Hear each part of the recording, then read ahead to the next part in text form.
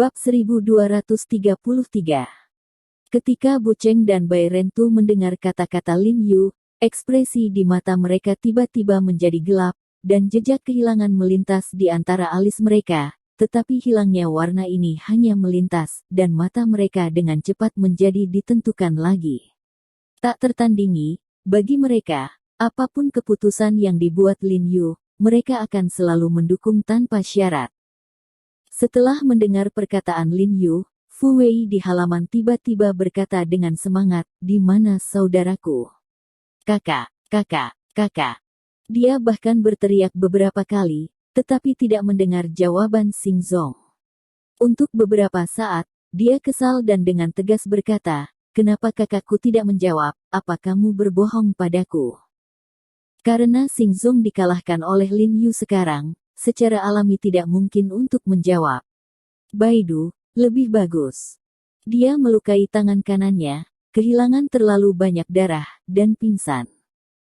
Lin Yu menjawab dengan nada datar, dia tahu bahwa mengembalikan Xing Zong yang koma ke Fu Wei akan lebih bermanfaat untuk langkah selanjutnya.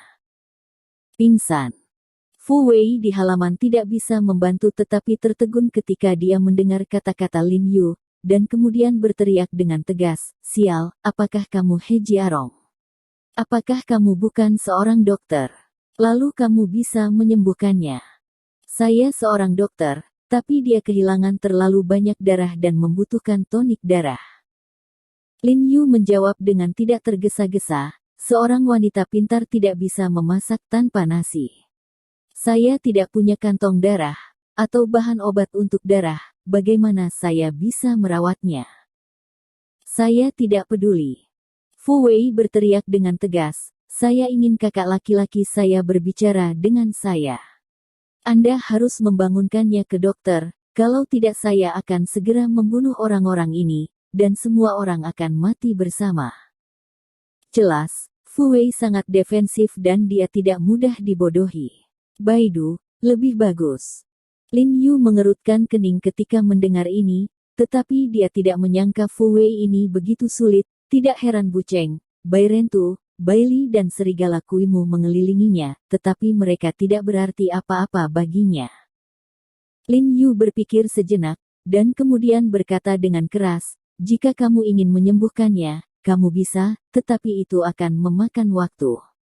Saya harus mengirim seseorang ke apotek untuk membeli beberapa bahan obat, dan kemudian membiarkan orang-orang di apotek mengambilnya dan memberikannya. Dia akan mengambilnya dan menunggu sebentar, dan itu akan efektif." Lin Yu mengatakan itu jelas karena dia ingin menunda waktu. Selama Fu Wei setuju, mereka akan punya cukup waktu untuk menyempurnakan langkah selanjutnya. "Hehe, He Jiarong, jangan ikuti aku di set ini." Fu Wei di halaman tiba-tiba mencibir dan berkata, "Kakak senior Ling Xiao memberitahu saya sebelum saya datang, Anda adalah orang yang licik, peringatkan saya bahwa Anda tidak dapat mempercayai apapun, dan saya juga mengatakan bahwa kakak senior Ling Xiao, Anda adalah dokter jenius terkenal yang dapat menghidupkan kembali. Bahkan keterampilan medis orang-orang di sekolah kedokteran misterius tidak sebaik Anda. Saya tidak percaya Anda tidak dapat menyembuhkan saudara saya sekarang. Saya akan memberi Anda waktu 2 menit, dalam 2 menit, jika saya mendengarkan tanpa suara kakakku, aku langsung membunuh bayi kecil ini." Begitu suaranya jatuh, dia mendengar suara teredam dari jendela kaca di halaman, diikuti oleh tangisan seorang anak kecil dan jeritan 2 atau 3 orang dewasa. Lin Yu menyipitkan mata dan melihat beberapa benang laba-laba retak di jendela kamar tidur di lantai 2 halaman depan rumah, dan seorang anak berusia 3 atau 4 tahun berdiri di dekat jendela, menutupi dahinya dan menangis keras dengan mulut terbuka. Berteriak, darah merah bocor dari telapak tangan muda, dan jelas kepalanya membentur jendela dan terluka. Oke, jangan terlalu bersemangat." Lin Yu mengertakkan gigi dengan kebencian ketika dia melihat adegan ini, tapi dia bergegas ke halaman dan berteriak, "Aku akan mencoba yang terbaik untuk melihat apakah aku bisa membangunkan saudaramu. Kesabaran saya terbatas, ingat, 2 menit."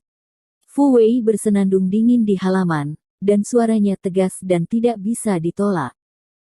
Lin Yu tidak mengatakan sepatah kata pun lagi, berbalik dan menatap Xing Zong yang pingsan di tanah, meremas alisnya sejenak, lalu mengeluarkan beberapa jarum perak, membungkuk, dan menerapkan jarum untuk Xing Zong.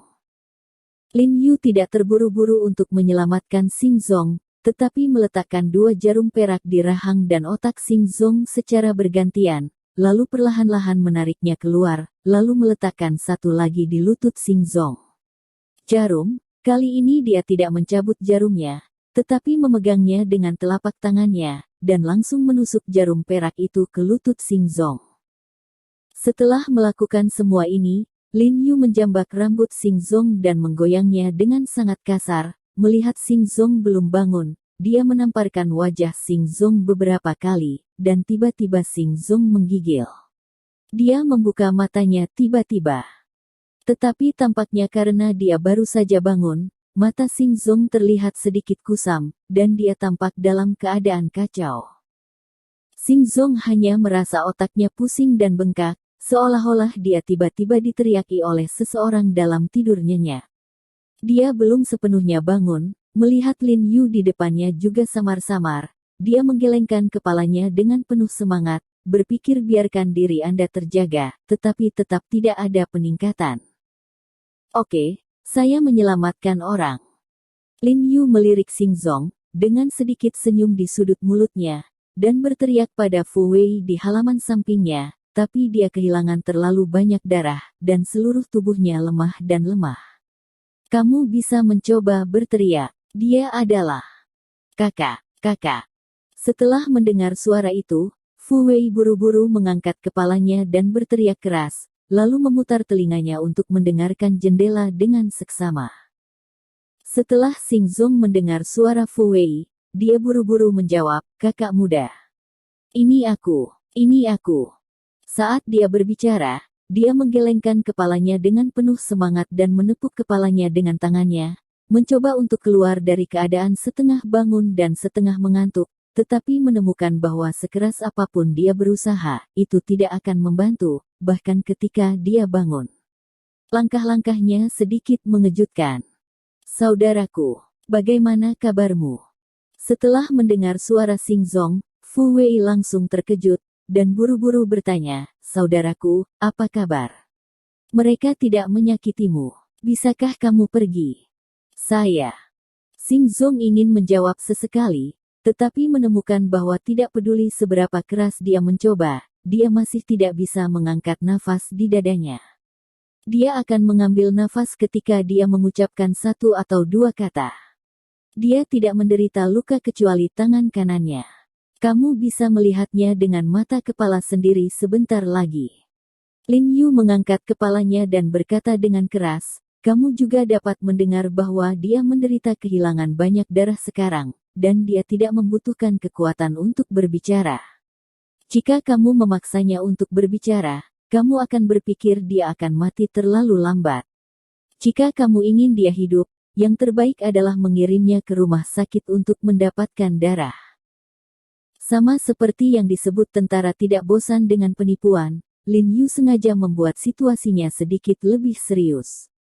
Fu Wei di halaman tiba-tiba terdiam, seolah dia mempercayainya, dan kemudian berkata dengan keras, oke, mari kita bertukar sandera sekarang. Mendengar apa yang dia katakan, Lin Yu menghela nafas lega, dan senyum berkedip di mulutnya lagi, tidak peduli seberapa hati-hati Fu Wei, dia masih mengikuti jalannya.